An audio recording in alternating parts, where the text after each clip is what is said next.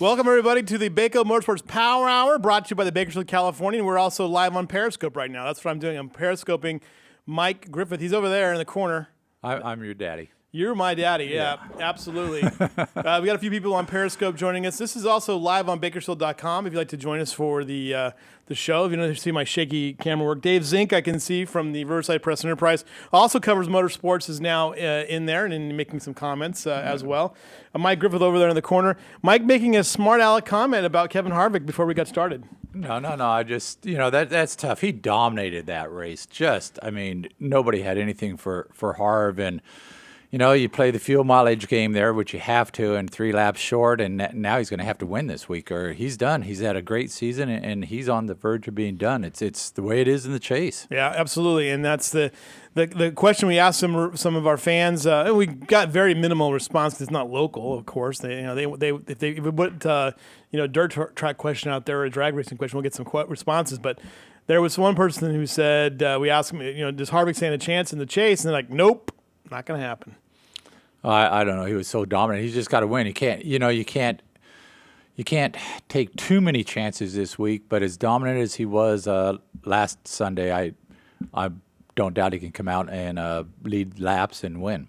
Dave Zink on Periscope asking right now, Dave, does Harvick stand a chance in the chase? Dave Zink, the motorsports writer of the Bakersfield or the Press Enterprise down in Riverside. They got a few guys in the NASCAR deal, and they got Fast Jack in their backyard too. Yeah, Fast Jack, and they've got a old colleague of mine, a cohort, Jim Short. Jim Short, used to do the motorsports for there, and follow him on Facebook. Used to apparently smoke cigarettes next to. He actually worked here for about 6 months, and he early in his career. Is that right? Jim Short worked here for 6 months. Actually worked here. Interesting. Dave Zink saying Jack is my boy. So Jack's everybody's boy. Jack's a good guy. Absolutely. Today on today's show here, as again we've mentioned this before, that this is the Bakersfield Californian is bringing you this show, and show number 32 here. There's a look at our here for Dave though. Has he ever talked to Dale Worsham while he's driving a truck?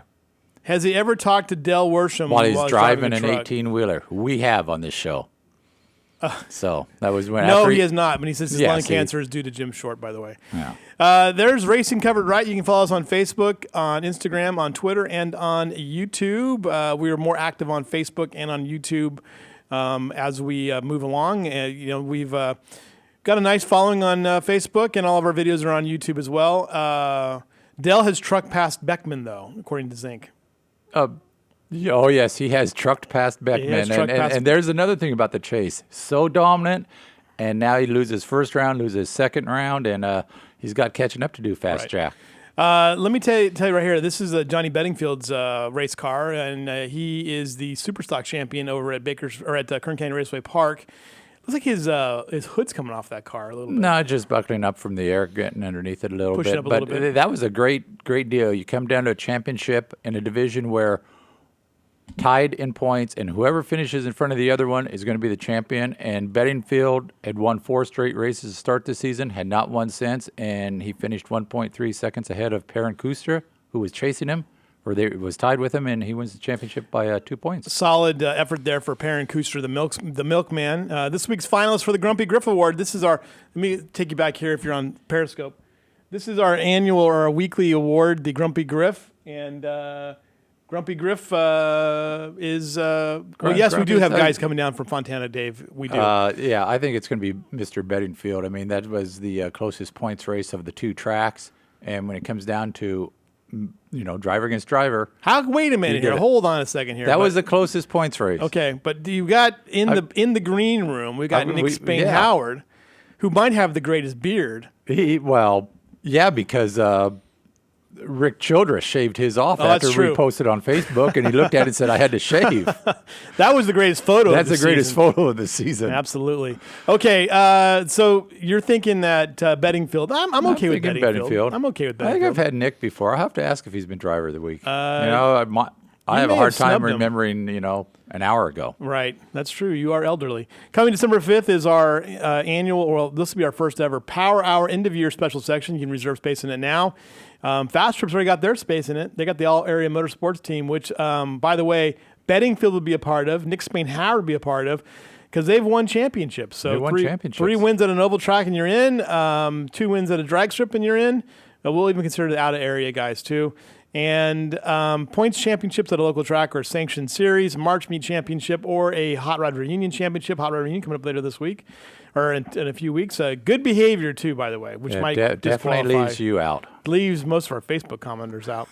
So, by the way, if you're just joining us here, we're live on Periscope as well. So if you want to just see the view of Griffith, you can go on Periscope. That's got to be an awful view. Or is it about time for you to upgrade from that, what's that, an iPhone 3 or something? It's an iPhone 5S, and I'm not sure exactly if I should. You should get away from the dark side and come over. I to have Android. I have an Android device, though, and good. it's very lovely. You just don't need to be an ice sheep.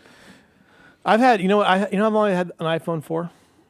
How long? I've had it since April of 2008. Yeah, a sheep. You just follow. Okay, back to this question here. And if you're on Periscope right now, you have a question for us, feel free to ask it. Can Kevin Harvick come back from what happened at New Hampshire? Now, one of our readers, a Shepherd, says nope. Roy Shepherd says nope. What do you say, Mike Griffith? I say it's going to be tough, but I don't discount it just because of how dominant he was on Sunday. And if he can bring that same type of car this week, he can do it. There's no margin of error either. He's got to win, right? You've got to win, or else, he's out of it from the points standpoint. Out of it. Right. He's out of it. He's going to finish 15th, 16th, 14th in points after a spectacular season. Dave Zink says yes and no to that question. He has to win. Can he win? Yes. Is it going to be easy? No. He hasn't had a lot of success at Dover, if I remember correctly, right? Recently, at least. I don't think it matters at this point. He was so good. I just, he was really mad too because he didn't take any comments. He didn't take any. Yeah, well, that's typical Harv, though. Right. That's the way he's going to be, and he's going to be mad. You look at it. He's had it's all coming apart. Casey Mears is having a good run of things toward the end of the season, though. His second top 20 finish. He's at 18th at New Hampshire. He was always in the kind of the mix there. What's going on with Casey Mears right now? I think they're happy with that. He qualified. He was in the top 24 in qualifying. He made, I think top 20s for Casey is what they want. And so I would having say a lot of fun. He had a little bit of a kind of a bump in the road there early on in the season, but he's definitely had a good end of the season, I would say. Yeah, I'd say so. I always like to see who he's finishing ahead of and gauge him on that. He's doing well right now. All right, October 4th, it's Dover on Sunday. Then the contender round begins in Charlotte, Kansas, and Talladega. Which races there would you pay attention to most? Talladega, or do you like any of those tracks?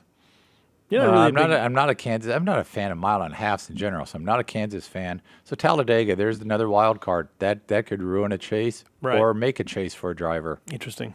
All right, so that's what's going on with that. Ryan Reed finished 25th. I think it was in Kentucky this last week. He's still 10th in the Xfinity standings. Not a great finish for him.